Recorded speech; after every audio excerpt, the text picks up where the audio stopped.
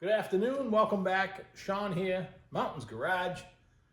This afternoon, I am closer to finalizing the alignment on my spring behind drop tube axle with hairpins and Vega cross steering.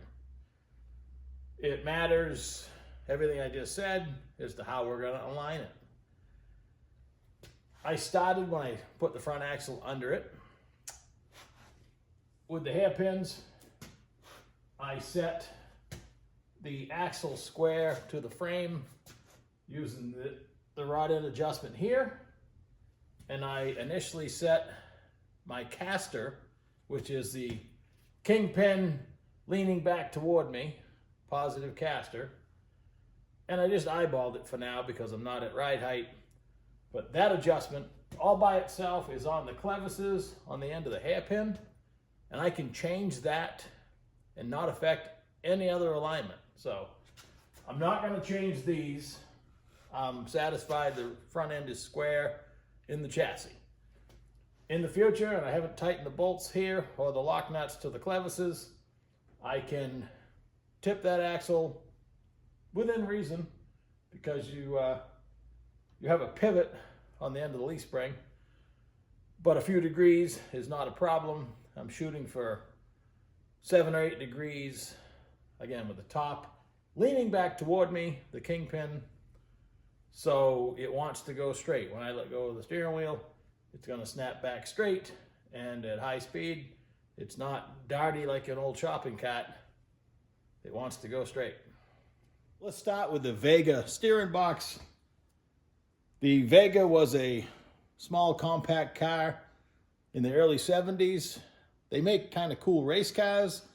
They were horrible little cars to own when they were stock, but they were lightweight, and the Vega steering box is generally recommended for vehicles less than 2,500 pounds total weight, with driver and everything. So this truck, I keep saying car, this truck will fall under that. The Vega spline on the box is 5/8 36, so 5/8 diameter, 36 spline. It's pretty fine. This is a, online universal. It's 3/4 double D on this end, 5/8 36 on this end, and it'll go all 36 splines. You can put it on any way you want. I like having the lock onto the box on the top so I can keep an eye on it. And this connection here, while it has the ability to use set screws to hold the shaft to it, I will weld it. I'll make it so I can disconnect whatever my linkage looks like from the column on down. I'll be able to disconnect it off the column at the firewall and here, but I'm going to weld every other connection because I don't trust it any other way. The box has sleeves through the frame, and it's bolted down. There's 2 bolts on the bottom, 1 on the top, and in this application, the pitman arm is pretty much straight out toward the front. They make these in a drop version if you needed them, if you had a gasser or something. Fortunately, this is not. So the pitman arm is coarser spline, but it'll still go on almost 360 degrees, but you can't exactly, move it. The spline is a lot coarser. So I counted the turns on the box, which was 5. So at 2.5, I put my coupler on with the set screw on the top, and I put the pitman arm on straight ahead. So that's pretty much the box installation. The box and pitman arm I bought as a kit, and it comes with the taper. This Ford style tie rod end would go in from the top or the bottom. It's tapered on both sides. I chose to use the tapered tie rod end style connection on this end, which makes it difficult on the other end, which is where we're headed next, because these are they're 11/16 thread, left and right hand, and the rod end, if you order a straight axle from Speedway and it has rod ends instead of tie rod ends, well, the rod end tube is 5/8. It's an actual thicker because the hole inside it is smaller, So it's probably stronger than this one, even though these are bigger here. This tube on the one I'm pointing at is technically thicker. So let's go out to the end and see what I did out there. Out here, I decided to run the rod end. I already had the rod end for a tie rod end. I had to shorten it because I could not get it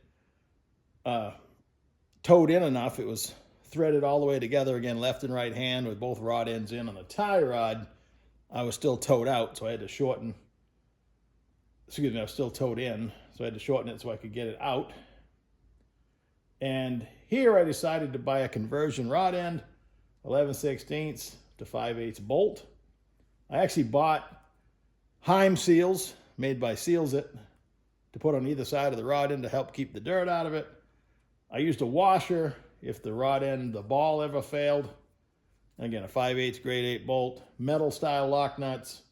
If these were fine thread, it'd be even better, but I had course and it's fine. The advantage to fine thread on suspension, I guess it would take longer for the nut to fall off, give you more time to notice it. But in this case, no fenders. I'll be looking at it all the time. Again, metal lock nuts instead of poly, and seals in all positions. That's what I'm going to run. I considered welding on bungs and using the tie rod, the Ford style tie rod ends. I have them. However, I'm not sure it's any safer or stronger. This is plenty serviceable and easy. So with this connected, I was able to go ahead and adjust the toe. That's where we're headed next. So for toe in adjustment, we're looking to be towed in 1/8 of an inch on the front dimension. So this is just a piece of aluminum angle iron. I got it clamped to the brake rotor. It's an excellent reference point. I have toe plates that would lean on the tires with the car sitting on the ground, the truck sitting on the ground. But in this case, I don't need to do anything special. I don't need to lower the vehicle on the lift. I can just clamp these onto the rotor surface, which is about as true as you're gonna get. These pieces of aluminum angle are 27 inches long. A good representation of a front tire. In this case, I know I have 25-inch front tires, so I went ahead and marked front to back, and that's where I made my measurements across front and back and comparing them. In this case, I'm 54 1/4 on the back dimension, 54 1/8 on the front. So I'm towed in 1/8. Then I went ahead and measured the back dimension here to the frame on both sides. I already have my pitman arm pointing straight ahead, and using the adjustments in the drag link, I centered what will eventually be the steering wheel. The dimension from here to the frame on both sides is equal, so we should be going straight down the road right now. So I've got the tie rod end of the drag link. The nuts are tight, we're locked down, everything is finalized. The hairpins, I haven't yet because I want to make sure my caster is where I want it. And when I finish, the cab's on, I build the steering column, I make the linkage down to the steering box. And if I determine the steering wheel's not perfectly straight, I can adjust the drag link. It's right and left-handed. Just loosen up the nuts and spin this. It'll only turn the steering wheel. It's not going to affect the toe in. That only changes if you change the dimension of the tie rod end. And I can change my caster just by moving the hairpin adjustments. That's what makes a hairpin nice compared to a split wishbone. A split wishbone is taking the Ford, wishbone, which was connected. It hasn't been broken, like you do at Thanksgiving, seeing who has good luck or whatever happens. You cut it, split it apart, you put that same Ford tie rod in with an adapter on it, and you connect it back to the frame. You set your caster then.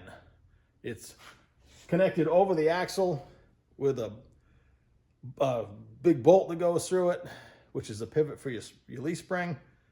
So that's fixed, and the wishbone itself is fixed. So unless you're going to cut it in part and take a V out of it and put it back together and weld it, or lower your frame brackets, and those are welded also. So you set your caster on a split wishbone when you fabricate it.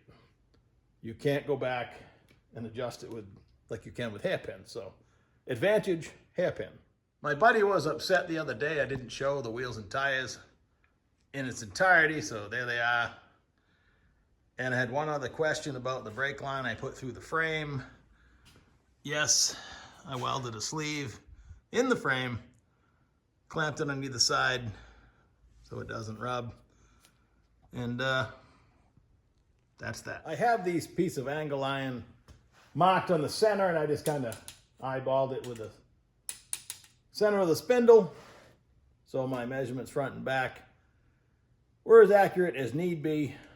The further out, if you went out 10 feet and measured your toe in, the dimension would definitely be different than what we used to. So I try to approximate the tread depth, and that's what we got. So school bus is coming, end of the day. Hope you're having a wonderful day. I'm watching the sunset out the window.